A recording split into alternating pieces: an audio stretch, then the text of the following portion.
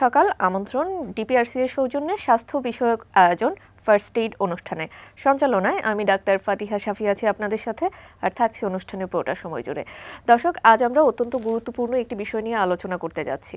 আজ আমাদের অনুষ্ঠানের বিষয়বস্তু চূড়ান্ত করা হয়েছে আর্থ্রাইটিস রোগের আধুনিক চিকিৎসা। আর এ বিষয়ে কথা বলার জন্য আমাদের সাথে স্টুডিওতে অতিথি হিসেবে আছেন ডাক্তার মোহাম্মদ শফিউল্লাহ প্রধান, বাত ব্যথা, প্যারালাইসিস ও রিহ্যাব ফিজিও বিশেষজ্ঞ, ডিপিআরসি।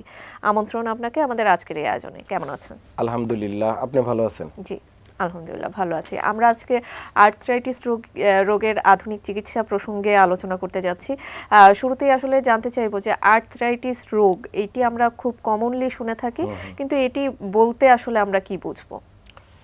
আর্থ্রাইটিস মানে শরীরের যে কোনো জোড়ার প্রদাহ, সেটা হতে পারে হাঁটু, হতে পারে কোমর, হতে পারে ঘাড়, শোল্ডার, রিস্ট। তো কমনলি আমরা হাঁটু, শোল্ডার মানে যেগুলো সাইনোভিয়াল জয়েন্টগুলার প্রদাহই বেশিরভাগ রোগী আমাদের কাছে আসে। সেটা হতে পারে আপনার বিভিন্ন আঘাতজনিত কারণে, বয়সজনিত কারণে, বিভিন্ন ইনফেকশনজনিত কারণে, অনেক লটস অফ কজ আছে আর্থ্রাইটিস বা জোড়ার প্রদাহ। অনেক সময় অটোইমিউন ডিজিজ, যেমন জুভেনাইল ইডিওপ্যাথিক আর্থ্রাইটিস বাচ্চাদের হয়ে থাকে।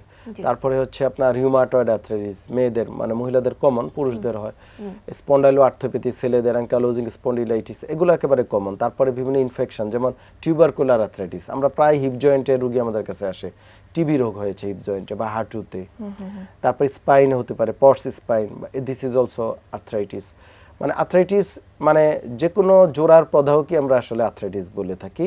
সেটা যে কোনো কারণেই হোক, হতে পারে আঘাত, ধরেন খেলতে গেল পড়ে গেল, আফটার দ্যাট দেন আবার ওখানে সেকেন্ডারিলি আর্থ্রাইটিস ডেভেলপ করে, বা আঘাতজনিত আর্থ্রাইটিস।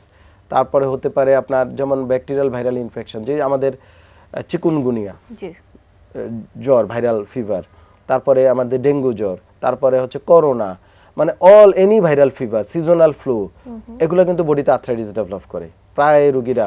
মানে এই গত 5-6 মাস আমরা এই রুগী দেখতে দেখতে আমাদের মানে প্রচুর রুগী, যে রুগীর স্ত্রীকে স্যার আমি জ্বর আসছিল ভালো হয়ে গেছি, 5-6 দিন 10-15 দিন পর এখন ব্যথা বেদনা শুরু হয়েছে বা জোড়াগুলোতে। তো আর্থ্রাইটিস এমন একটা ডিজিজ, একটা বাচ্চার হতে পারে, একেবারে বয়োবৃদ্ধর হতে পারে। জীবনের কেউ কোনো না কোনো সময় আর্থ্রাইটিসে সে আক্রান্ত হবেই, যতদিনই সে বেঁচে থাকে।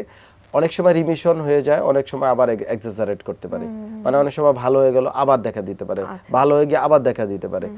অনেকে আর্থ্রাইটিস নিয়ে কভারে যেতে পারে, মানে এমনও রোগ আমরা রোগী পাই যে প্রপার ডায়াগনোসিস ট্রিটমেন্ট হয় না, সে টোটালি ডিজেবল, বিছানা পড়ে আছে। মানে ছোট থেকে বড়, নারী পুরুষ নির্বিশেষে সবারই আসলে এই রোগে আক্রান্ত হওয়ার সম্ভাবনা থাকে।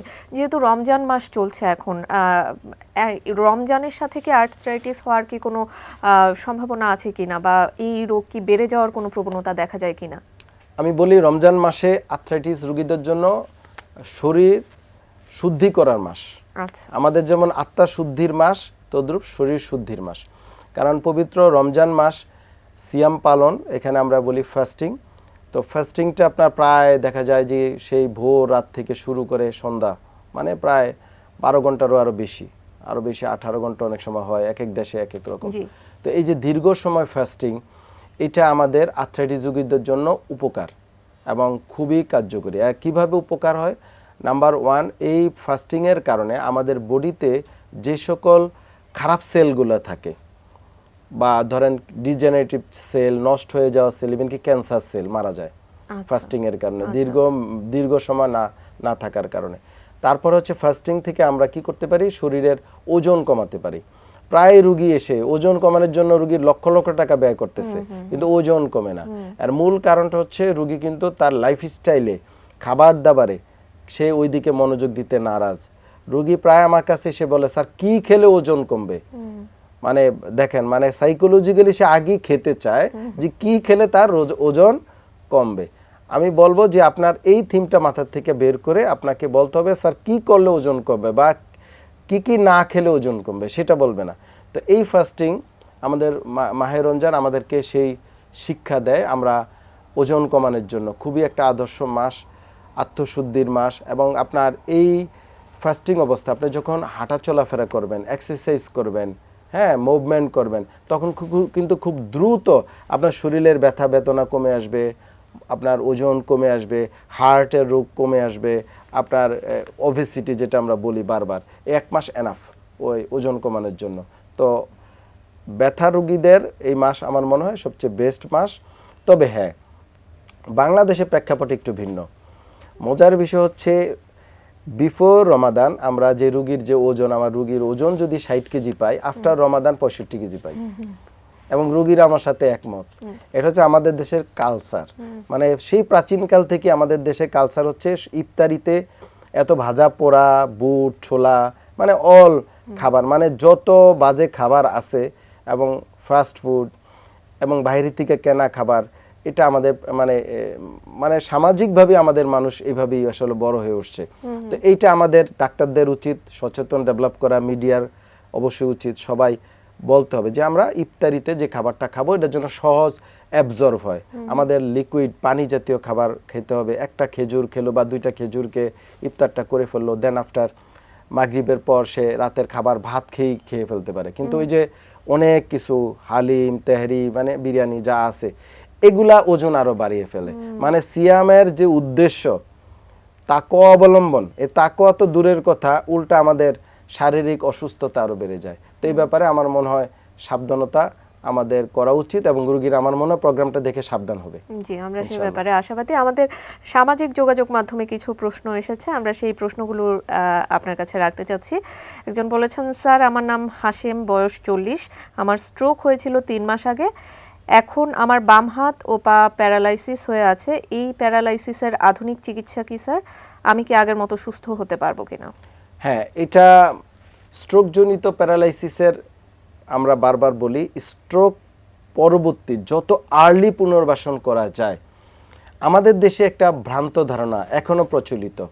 এটা আসলে অনেকগুলো ফ্যাক্টর দেয়। নাম্বার 1, রুগী সময় দিতে চায় না, রুগীর আত্মীয় স্বজন, মানে একটা রুগীর পিছনে তো সময় দিতে হয়।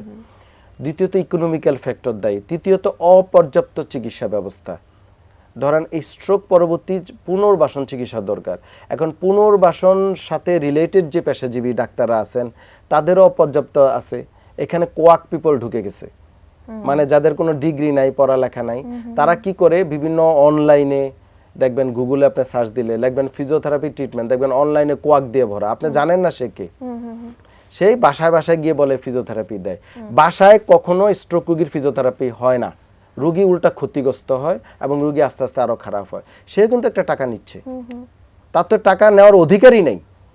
সে ধরেন যদি 500-1000 টাকাও নেয়, এটাও তো সে রোগীরও ক্ষতি করতেছে, আবার আর্থিকভাবেও রোগী ক্ষতিগ্রস্ত, দুই দিক দিয়ে, শারীরিক এবং ইল্লিগ্যালও।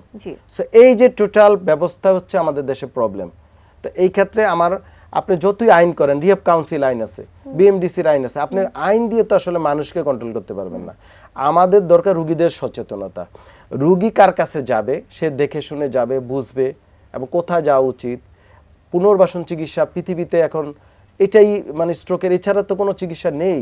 আপনাকে নিউরোলজিস্ট ওষুধ দিবে, মেডিসিন স্পেশালিস্ট ওষুধ খেতে হবে, পাশাপাশি আপনার পুনর্বাসন করতে হবে। এখন প্রপার যদি গাইডেন্সে পুনর্বাসিত হয়, পুনর্বাসন হাসপাতাল বা ক্লিনিকে রুগী রেখে ট্রিটমেন্ট করে 2-3 মাসের মধ্যে রুগী দেখা যায় যে স্বাভাবিক জীবনে ফিরে আসে। পুরো না আসুক, সে কার উপরে ডিপেন্ডেন্ট হবে না, অন্তত চলাফেরা সব সে করতে পারে। আমার মনে হয় একটু সচেতন হলেই ওনার রোগী ইমপ্রুভ হয়ে যাবে ইনশাআল্লাহ। জি, আমরা এই আর্থ্রাইটিসের আধুনিক চিকিৎসা প্রসঙ্গে আরো প্রশ্ন রাখতে যাচ্ছি আপনার কাছে। আমাদের একটি বিজ্ঞাপন বিরতির সময় হয়ে গেছে, বিরতির পর আবারও যুক্ত হচ্ছি। আচ্ছা দর্শক, সময় হয়ে গেল ফার্স্ট এইড থেকে ছোট্ট একটি বিজ্ঞাপন বিরতির। কোথাও যাবেন না, আমাদের সাথেই থাকুন।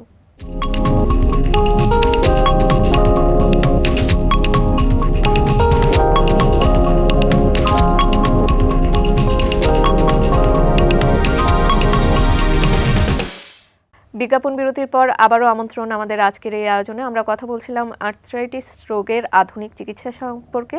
আমাদের সাথে এতক্ষণ যুক্ত থাকার জন্য আপনাদের ধন্যবাদ। বিজ্ঞাপন বিরতিতে যাবার আগে আমরা দর্শকদের একজন দর্শকের প্রশ্ন রেখেছিলাম। আমাদের কাছে আরও দর্শক প্রশ্ন রেখেছেন। একজন বলেছেন, স্যার আমি কুয়েত প্রবাসী, আমার বাবার বয়স 60+, উনি নোয়াখালীতে থাকেন, ওনার হাঁটুতে আর্থ্রাইটিসের সমস্যা হয়েছে, কোন ডাক্তার দেখাবো বা কি চিকিৎসা নেব, পরামর্শ দিয়ে সাহায্য করবেন। ধন্যবাদ ওনাকে। আসলে 60 বছর বয়সে সাধারণত অস্টিওআর্থ্রাইটিস হয় হাঁটুতে। হাঁটুর কমন আর্থ্রাইটিস হয় অস্টিওআর্থ্রাইটিস, এনাদার আর্থ্রাইটিস হতে পারে। আমাদের স্টাডিতে বেশিরভাগ এটা হতে পারে। এখন আর্থ্রাইটিসের যে সবসময় পেইন হবে তা কিন্তু না। আমার কাছে অস্টিওআর্থ্রাইটিসের রুগী আসে, আমরা যখন হাঁটুতে হাত দেই দেখি রুগীর আসলে আর্থ্রাইটিস জনিত কোনো পেইন না, পেইনটা হতে পারে সারাউন্ডিংস মাসেলস, লিগামেন্ট, অনেক সময় প্যাটেলার প্রবলেম থেকে হতে পারে, পিছনে পপলিটাল ফোসায় হতে পারে, অনেক সময় হাঁটুর ব্যথা কিন্তু আপনার কোমর থেকে হতে পারে। তো আমার মনে হয় ওনার বাবাকে ডায়াগনোসিসটা কনফার্ম করতে হবে, জি হ্যাঁ ওনার যে ব্যথা বেদনা হচ্ছে এটা কি হাঁটুর ইটসেলফ আর্থ্রাইটিস জনিত বা এনাদার কোনো কারণ। এই জন্য আমরা বারবার ডায়াগনোসিসে জোর দিই আমি, যে যদি আপনার প্রপার ডায়াগনোসিস হয়, রোগটা নির্ণয় হয়, তখন কিন্তু সহজেই চিকিৎসা করে ফেলা যায়। তো আমার মনে হয় উনি একজন বাত ব্যথা বিশেষজ্ঞ ডাক্তারকে ওনার বাবাকে দেখাতে পারে, এবং পাশাপাশি পুনর্বাসন চিকিৎসা, ওজন বেশি হলে ওজন কমানো, এক্সারসাইজগুলো করা, সাপ্লিমেন্ট বিভিন্ন প্রয়োজনে বিভিন্ন থেরাপি আছে এগুলো নেওয়া যেতে পারে। আচ্ছা, যে কোনো রোগের ক্ষেত্রে আসলে ডায়াগনোসিসটা কিন্তু খুবই ইম্পর্ট্যান্ট। আরও একজন দর্শক প্রশ্ন রেখেছেন, আসসালামু আলাইকুম, আমার বয়স 29 বছর, আমি দীর্ঘ প্রায় 1 বছর 6 মাস যাবৎ রিউমাটয়েড আর্থ্রাইটিস রোগে ভুগছি। চট্টগ্রামে অনেক স্বনামধন্য ডাক্তার দেখানো হয়েছে কিন্তু তার কোনো সুরাহা পাইনি।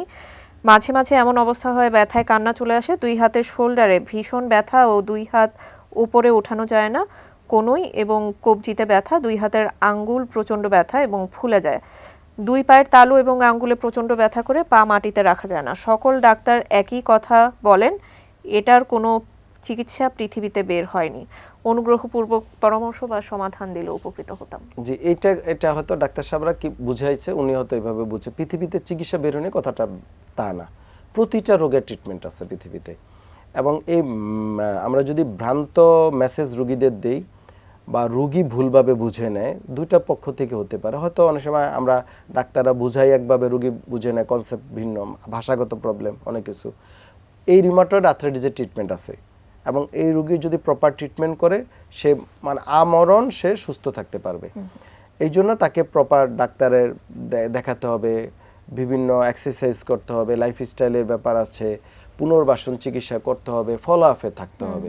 রুগীরা হয়তো দেখেন একবার দুইবার গেল ডাক্তারের কাছে, ভালো হয়ে গেলে আর যায় না, আবার রুগী খারাপ হয়, দেখা যায় এনাদার কোনো ডিজিজ হয়তো এফেক্টেড হয়। ধরেন রিউমাটয়েড আর্থ্রাইটিস রুগী আবার ডায়াবেটিস আক্রান্ত হলো, হতে পারে না, তখন দেখা যায় আবার তার অ্যাগ্রাভেট করে, ডায়াবেটিস থেকে হতে পারে। আর্থ্রাইটিস রোগী আঘাত পেল, তার থেকে আবার প্রবলেম দেখা দিতে পারে। এই আর্থ্রাইটিস রোগী কোনো কারণে করোনা হয়েছিল, তাহলে তার আবার প্রবলেমটা হবে এবং আরও মারাত্মকভাবে হবে। সো এই জিনিসগুলো মানে একজন স্পেশালিস্ট ছাড়া আসলে সবাইভাবে ভাবতে পারে না যে রোগীর এই বিষয়গুলো। তো আমার মনে হয় উনি ওরিড হওয়ার কোনো কারণ নেই, প্রতিটা ট্রিটমেন্ট আছে, শুধু এটা না। যে কোনো আপনার ক্যান্সারের কি এখন চিকিৎসা নেই আমি যদি বলি, অবশ্যই চিকিৎসা আছে। ক্যান্সারের মানুষ তো এখন দীর্ঘায়ু হচ্ছে, এবং প্রপার ট্রিটমেন্ট এবং যদি সঠিকভাবে সময় তাড়াতাড়ি করা যায়, প্রতিটা রুগী আলহামদুলিল্লাহ ভালো থাকে। এখন মানুষের মৃত্যু সবাই মরবে, কেউ 60 বছর বয়সে মরবে, কেউ 100 বছর বয়সে মরবে, কেউ হয়তো দুর্ঘটনা মারা যাচ্ছে, সুস্থ মানুষ। তো মৃত্যুর সাথে আপনার চিকিৎসার কোনো রিলেশন নেই, চিকিৎসা প্রতিটা রোগেরই আছে। আর আপনার যদি ট্রিটমেন্ট না করেন, যেটা হবে আপনি বেঁচে থেকে মৃত হয়ে যাবেন। ধরেন এই আর্থ্রাইটিস রোগী, আমি বললাম চিকিৎসা নেই, তো উনি বাসায় গিয়ে শুয়ে থাকলো, তাহলে ওনার জীবনের কোনো মূল্য আছে? উনি কি হাঁটা চলাফেরা কিছু করতে পারবে? উনি কি তার ব্যক্তিগত জীবনযাপন, তার পারিবারিক জীবন কিছুই তো সব বন্ধ হয়ে যাবে।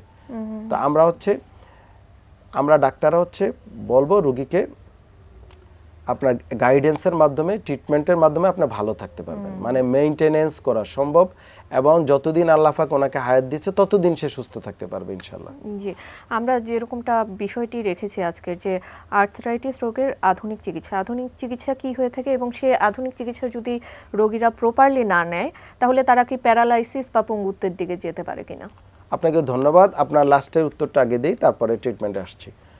হ্যাঁ, আর্থ্রাইটিসের যদি আপনার প্রপার ট্রিটমেন্ট না হয় তাহলে অবশ্যই পঙ্গুত্ব বরণ করতে পারে, বা পক্ষাঘাত বা প্যারালাইসিসগ্রস্ত হয়ে সে বিছানায় বা সে অকর্মণ্য হয়ে যেতে পারে। এটা প্রায় রোগী এটাই হয়, আমাদের কাছে এভাবেই আসে।